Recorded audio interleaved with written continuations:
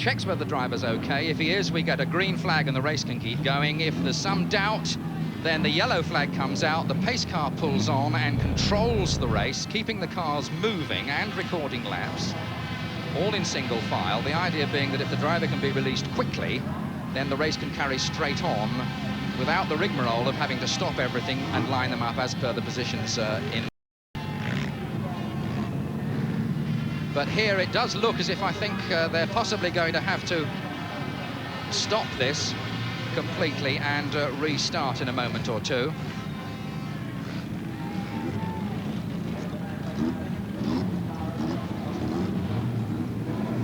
Well, he's not looking too good, I have to say, but at least he's out.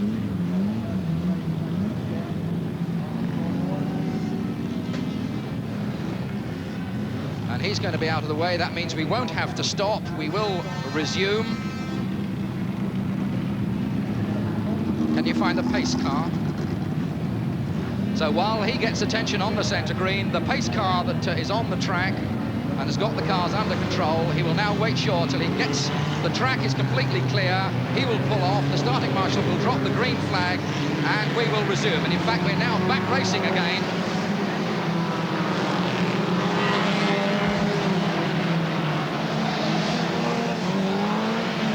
So we're back on our way now in this one.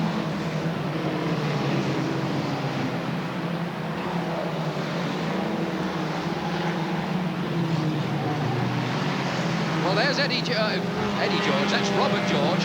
It's always confusing, father and son out there. But that's Eddie George, and looking at the lap sheets, he's a little way back at the moment.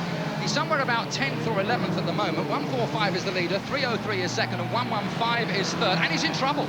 In fact, Robert George there, halfway around that turn, finds himself in a bit of bother, and in a championship event like this, you really cannot afford to make those sort of mistakes. There's the father, in fact, that's Eddie George in 2:26. There's Conrad Self in 6:36, but they're a long way back.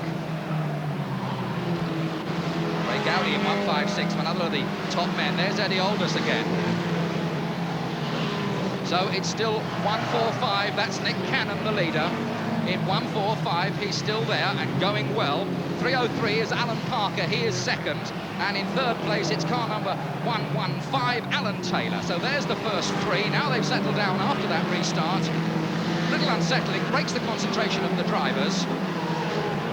But no doubt they'll sort themselves out and get going again very quickly. Eddie George in 2:26 there doing a bit of pushing. One of the Scottish drivers there, Heath Jarman, in 46. Went very well here in this event about 3 years ago. Really surprised everybody. Still quite a lot of dust, quite a lot of smoke out there. And as I look at the lap sheet, there are now 11 laps gone in this 25-lap event.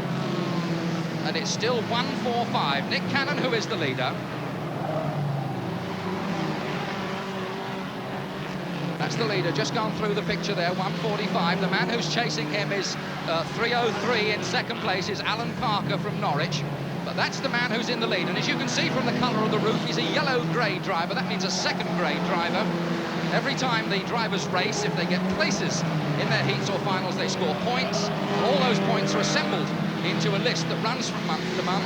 And so a driver who starts off as a white top at novice grade, if he starts scoring a lot of points, can move up. And of course the whites have the advantage of starting at the front of the grid, going through the yellow grade, the blue grade, and then the red tops, the star men, they have to start at the back. Eddie Aldous, you can see in the picture there, has got a silver stripe down the middle of the roof. That means that he's the current national points champion, the man who is top of that pile of points. And we've got the situation at the moment where the top point scorer has got a yellow top leader right behind him, a lap ahead. So 1:45 then is still the leader with 14 laps gone. 3:03 is second and 6:36. Conrad Self, the runner-up last year, has now moved into third place. That parked car causing a few problems on that straight. So that's the leader. Eddie Aldous there hassling him a little bit, sitting on his tail. He's going comfortably, keeping himself out of bother. Eddie Aldous not really helping here, but there's nothing to say that you can't hook out. In fact, he's almost done it. I was just about to say, there's nothing to say in the rules that just because you're a lap behind, you can't hook out the leader as he goes past. And that's exactly what Eddie Alderson 238 decided to do.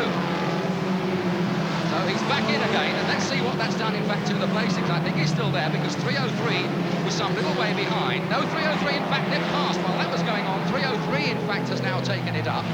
So 303 is the leader. 636 is up there as well. In fact, 636 has now gone through to take it up.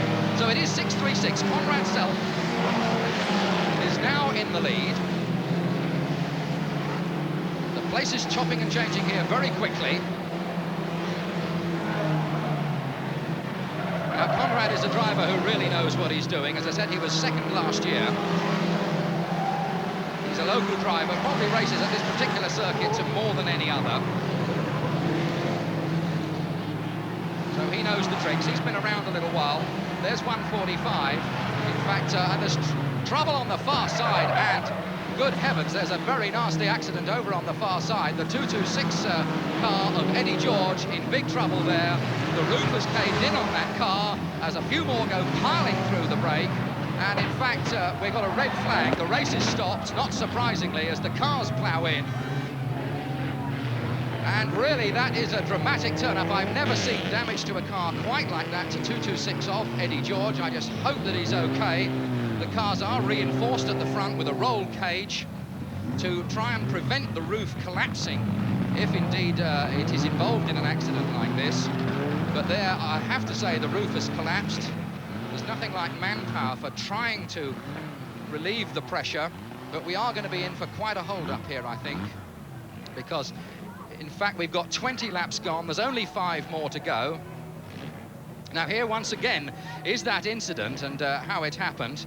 Coming through this particular bend, there's 636 Conrad Self, 145, who was, who you remember had gone out in that incident, back in there disputing the lead. Conrad Self in 636 putting some pressure on. And there's the Eddie George car. At that stage already the roof has gone. We couldn't quite see what had happened because it was ahead of all the action. But undoubtedly the pressure from the other cars behind caused that to spin, and hence the damage to Eddie George car 226.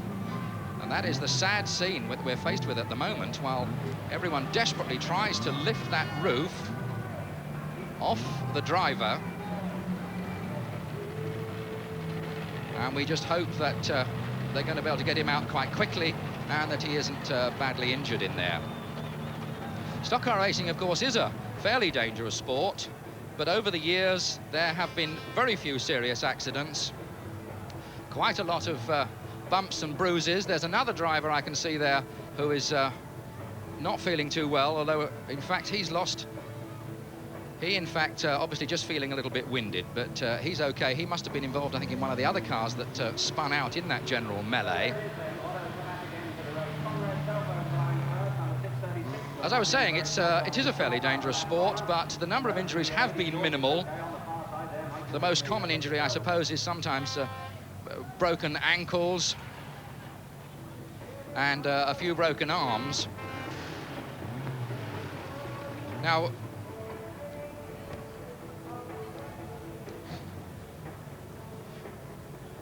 well, we'll have to see whether or not they're going to restart or not, and whether or not they're going to, in fact, run the balance of this race. As I said, there were only 5 laps left.